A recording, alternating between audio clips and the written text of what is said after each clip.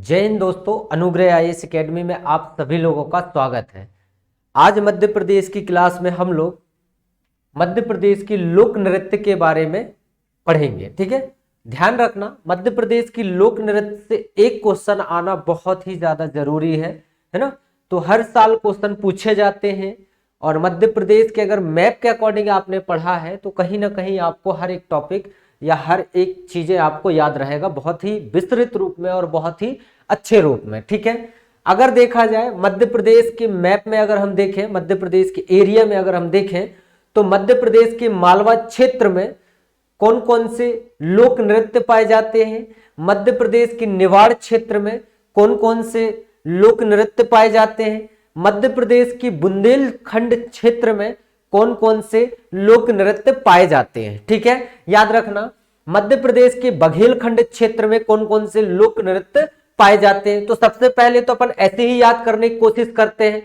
तो मध्य प्रदेश के मालवा क्षेत्र में मटकी, रजवाड़ी, भगोरिया, मटकी, रजवाड़ी, भगोरिया। ठीक है ना, ये याद रखना। मालवा क्षेत्र में, निवाड़ क्षेत्र में काठी, गणगौर, मांडाल्या और फिफारिया, ये अपने लोक नृत्य हैं जो निवाड़ी क्षेत्र में पाए जाते हैं। और बुंदेलखंड क्षेत्र में राई, बधाई, ढिमराई और सैरा, याद रहेगा। इसके बाद में बघेलखंड में हम देखें दादर, सुआ, बिरहा और कलसा। ठीक है, अब देखो कहा जाता है, एक एक करके मैं आपको अच्छे से एक्सप्लेन करता हूं चीजों को।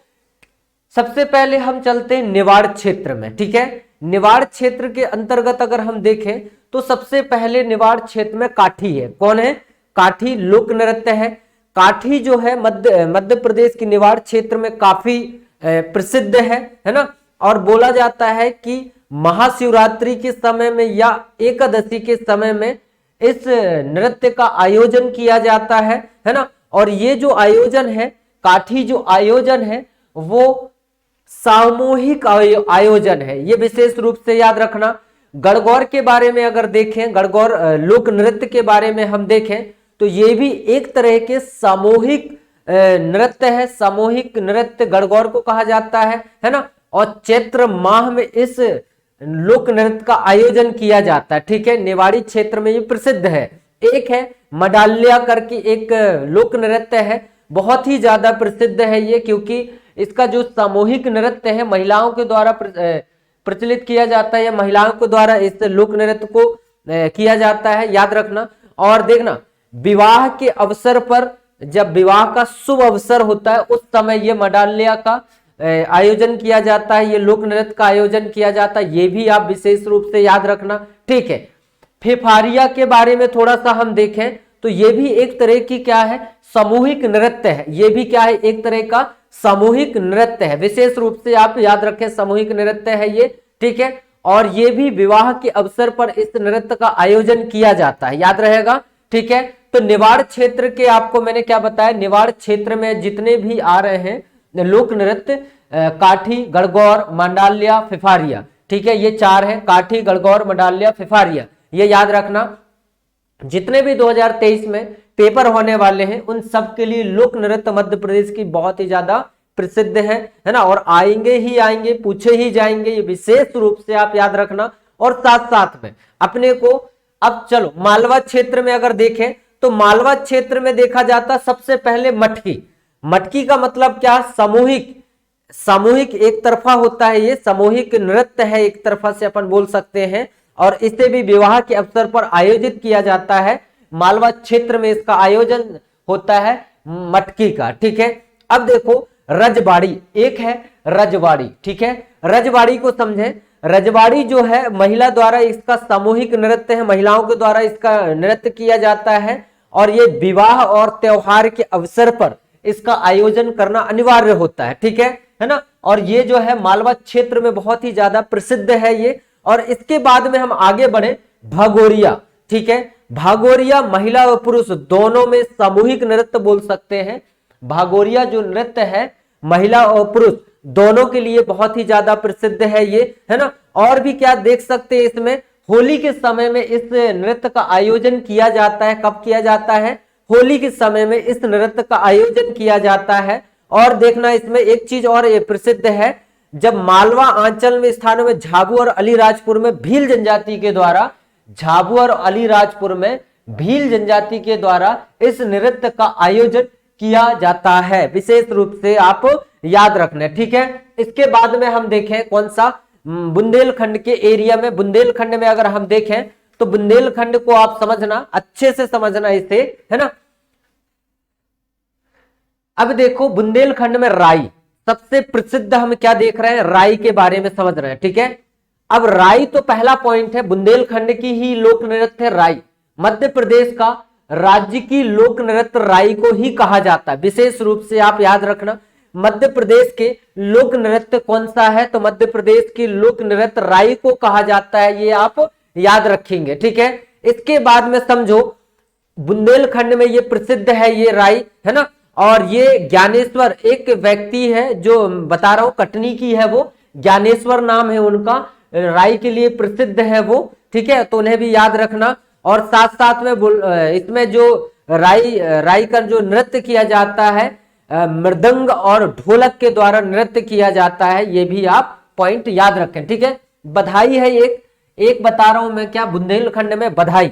ठीक है, बधाई नृत्य है ये। ठीक है, पुरुष महिला में, पुरुष जो होते हैं महिला के भेष में नृत्य करते हैं, उन्हीं को हम क्या बोलते हैं, विवाह के अवसर पर पुरुष जो होते हैं महिला के भेष में नृत्य करते हैं, उन्हीं को हम क्या बोलते हैं, बधाई नृत्य बोलते हैं। ठीक है ना। इसके बाद में ढिमराई है। ठीक है, कथक शैली में नर्तक द्वारा कथक शैली में जो नृत्य किया जाता है उसी को हम क्या बोल रहे हैं, ढिमराई बोल रहे हैं। ठीक है, और ये विवाह के अवसर पर आयोजन किया जाता है, इसे नवदुर्गा के समय में बोल सकते हैं अपन। ठीक है, इसके बाद में सैरा है, क्या है, सैरा, ढिमराई हो गया। अब सैरा को समझो, सैरा जो है एक तरह से हम बोल सकते हैं ये पुरुष प्रधान, जो पुरुष के द्वारा इस नृत्य को किया जाता है। तीज के अवसर पर एक त्योहार होता है मध्य प्रदेश में तीज करके, उस त्योहार के अवसर पर इस नृत्य का आयोजन किया जाता, सैरा का आयोजन किया जाता है, याद रहेगा। बुंदेलखंड में अगर देखा जाए तो पहला है दादर। ठीक है, पुरुष जो होता है महिला के भेष में, पुरुष जो होता है महिला के भेष में नृत्य करता है, पहला दादर को मैंने समझाया, पुरुष जो होता है महिला के भेष में नृत्य करता है ना। और ये शुभ अवसर पर इसका नृत्य किया जाता है, वही है क्या, दादर है। ठीक है, इसके बाद में सुआ है, क्या है, सुआ। सुआ को समझो, सुआ को हम बोल सकते एक तरीके से ये सिर पर जो कलश रखा जाता है, सिर पर, है ना, कलश रख कर नृत्य किया जाता है, उसी को हम क्या बोलते हैं, सुआ बोलते हैं। विशेष रूप से आप इस पॉइंट को याद रखना। ठीक है, और भी चीजें हैं इसमें, जैसे खरीफ की फसल पकने पर इसका आयोजन किया जाता है, इस नृत्य का आयोजन किया जाता है, बुंदेलखंड में प्रसिद्ध है ये। और एक है बिरहा, बिरहा को समझना, बिरहा जो होता है पुरुष द्वारा तीव्र जो तेजी लय होता है ना, पुरुष द्वारा तेजी लय से नृत्य किया जाता है, उसी को कहा जाता है बिरहा। ठीक है, याद रखना। चल, विवाह और शुभ अवसर पर इसका आयोजन किया जाता है, इस नृत्य का आयोजन किया जाता है। एक है कलसा। ठीक है, याद रखना, कलसा जो नृत्य है बहुत ही ज्यादा प्रसिद्ध है, सिर पर कलश रख के इसका आयोजन किया जाता है, नृत्य किया जाता है, ये भी पॉइंट आप याद रखना, है ना। अब कुछ और भी है, जनजाति के आधार पर भी देखा जाए तो ये समझ में आ गया। मैप के आधार पर आप देख लेना एक बार, जरूर स्क्रीनशॉट भी ले सकते हैं। थोड़ा और समझना, कुछ जनजाति के आधार पर बताने की कोशिश कर रहा हूं, जनजाति के आधार पर भी आप देख लेना। ठीक है, कभी कभी क्वेश्चन ये जनजाति के आधार पर भी पूछा जाता है। ठीक है, तो पहली चीज हम देखें बैगा जनजाति। कौन सी जनजाति, बैगा जनजाति के अंतर्गत लोक नृत्य देखें तो पहला तो है कर्मा। पहला कौन सा है, कर्मा, ये भी लोक नृत्य में है और ये मध्य प्रदेश के बालाघाट और मंडला डिस्ट्रिक्ट में ज्यादा प्रसिद्ध है। एक है परधौनी। ठीक है, कौन सा है, परधौनी, ये भी बहुत प्रसिद्ध है, लोक नृत्य है ये परधौनी, बैगा जनजातियों का लोक नृत्य है परधौनी, ये भी बहुत ही ज्यादा प्रसिद्ध है, मंडला और बालाघाट डिस्ट्रिक्ट में इसका आयोजन किया जाता है। एक है रीना। ठीक है, ये भी क्या है, रीना। ठीक है, ये भी लोक नृत्य है, मंडला और बालाघाट में इसका आयोजन किया जाता है। एक का नाम है बिमला। बिमला ये भी लोक नृत्य है, बिमला भी लिख लेना आप। ठीक है, बिमला ये भी एक तरह के लोक नृत्य है, इसे भी याद रखना आप। इसके साथ साथ में एक है सजनी दीवानी। सजनी दीवानी, तो ये भी याद रखना, सजनी दीवानी भी याद रखना।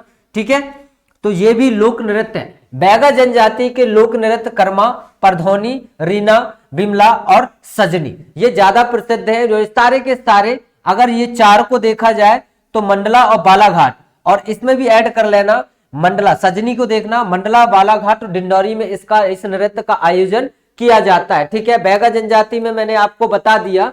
अब देखना आप बैगा के साथ साथ में आप और भी जनजाति हैं जो मध्य प्रदेश में पाए जाते हैं, जिनमें से एक जनजाति है जिसका नाम है कोरकू जनजाति। कौन सी जनजाति? कोरकू जनजाति। ठीक है, कोरकू जनजाति याद रखना।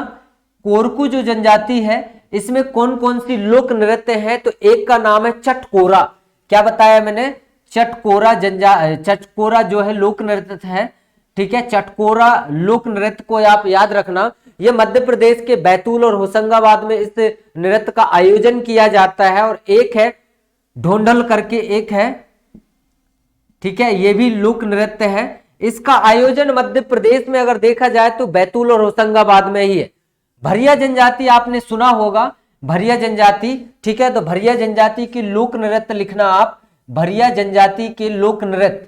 ठीक है, बहुत ही ज्यादा इंपॉर्टेंट है पेपर के हिसाब से, आप बहुत अच्छे से पढ़ना इन चीजों को। ठीक है, एक है भड़म और एक है सितम। ठीक है, एक का नाम है भड़म और एक का नाम है सितम। ठीक है, तो याद रखना ये दोनों जो है भरिया जनजाति में प्रसिद्ध है लोक नृत्य। ठीक है, ये दोनों याद रखना आप, बहुत ही ज्यादा प्रसिद्ध है। छिंदवाड़ा और जबलपुर में ये लोक नृत्य प्रसिद्ध है, इन्हें पॉइंट को आप भूलना मत। ठीक है, चलो और भी चीजें देखें अपन। गौड़ जनजाति में देख लें तो गौड़ जनजाति का भी लिख लो आप, बैगा का मैंने बता दिया। अब गौड़ जनजाति, गौड़ जनजाति की लोक नृत्य में सबसे पहले तो है कर्मा। ठीक है, ये भी इन्हीं का है कर्मा। ठीक है, इसके साथ साथ में आप देखोगे तो सैला है, गेड़ी है।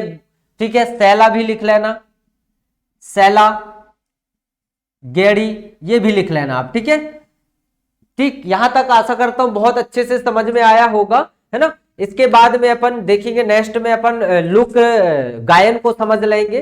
ठीक है, तो चलो आज के लिए बहुत बहुत धन्यवाद। कल मिलते हैं एक नए वीडियो के साथ।